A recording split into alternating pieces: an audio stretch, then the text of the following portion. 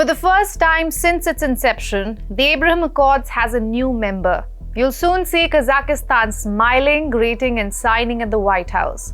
But the obvious question is, if Kazakhstan has enjoyed relations with Israel for 30 long years, should we care about this? The short answer is yes, and for the long answer, you'll have to watch this. I'm Ananya Datta. Let's get started.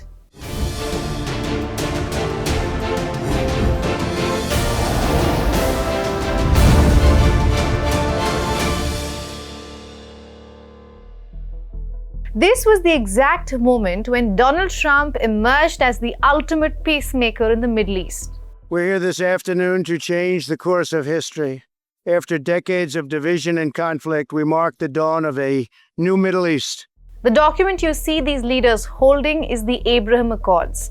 This was the brainchild of Donald Trump's first administration to help Israel build good relations with Arab countries. Let's think of it like we were in school. There was always one kid who didn't exactly get along with the rest of the class. Let's call this kid Israel.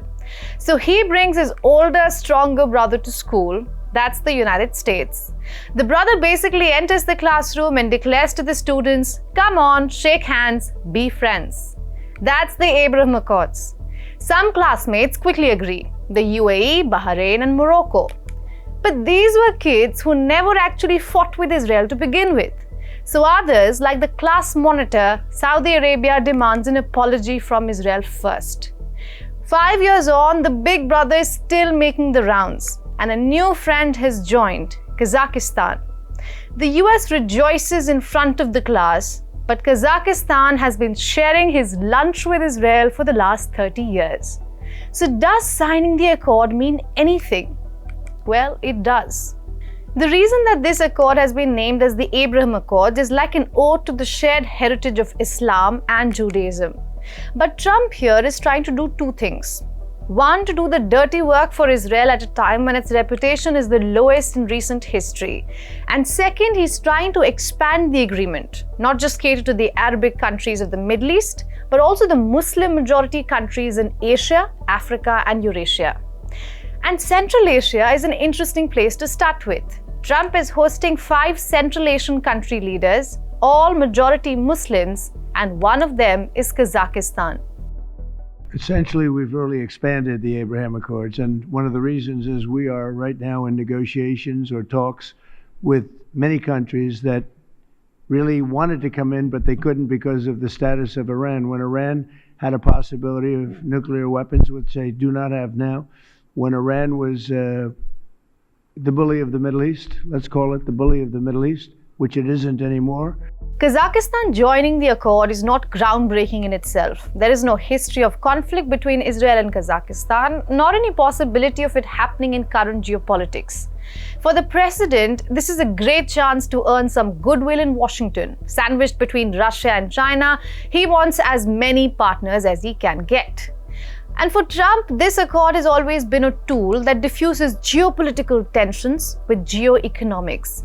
You see, the idea is that richer countries like the US and Israel would give out financial incentives to not solve but somehow circumvent non-ending conflicts like the Palestine issue.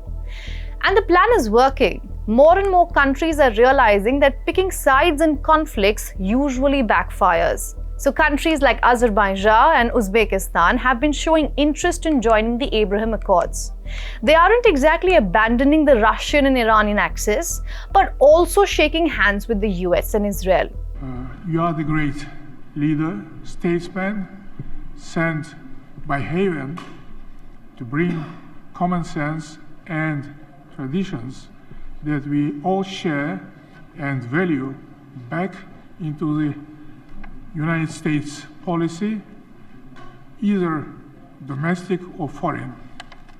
Therefore, millions of people in so many countries are so grateful to you. However, the main goal is still to convince the class monitor. For Trump, bringing Saudi Arabia into the accord is the biggest priority. And if he is able to do so, this will be the defining moment for his second and final term. We have a lot of people joining now the Abraham Accords, and hopefully we're going to get Saudi Arabia very soon, but I'm not saying that. I'm not lobbying.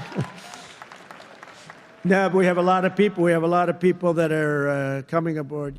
Many experts are reading this unexpected Kazakh announcement as a build-up ahead of Saudi Crown Prince Mohammed bin Salman's visit to Washington later this month.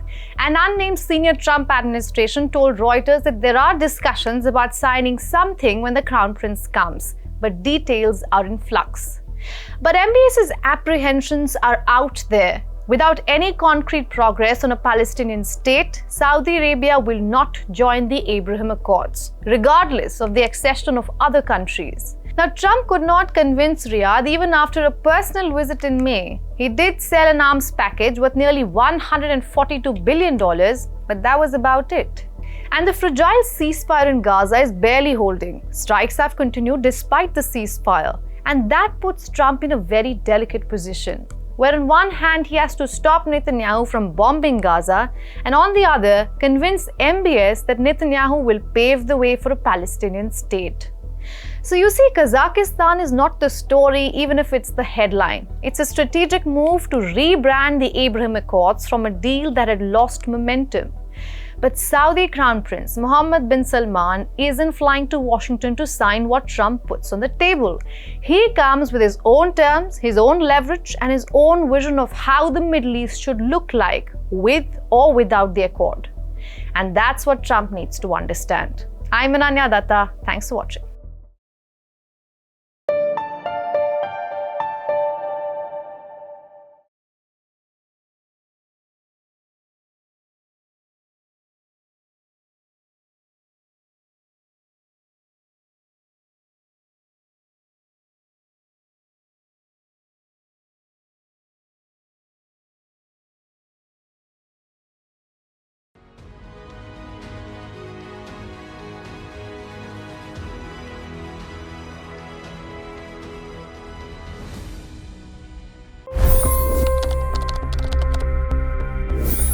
$25 crore गरीब गरीबी को परास्त करके बाहर निकले।